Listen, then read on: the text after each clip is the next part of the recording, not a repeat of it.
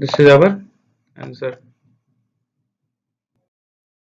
So the electric dipole moment P cap is equal to Q dot A, where Q is charge and A is the distance between charges. Electric field E at position R is given by 2K P dot R divided by R ki power 4 along radial direction. So this is along tangential direction.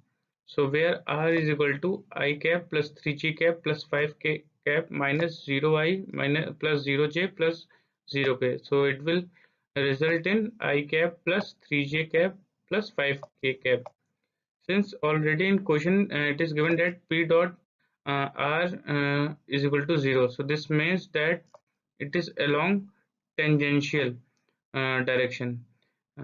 And dipole is also perpendicular to radius vector.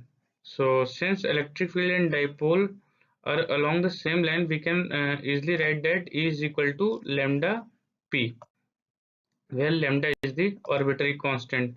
So substitute the value of lambda as minus 1 into 10 to the power minus 29. So we will get E is equal to I cap plus 3j cap minus 2 cap. So the option C is the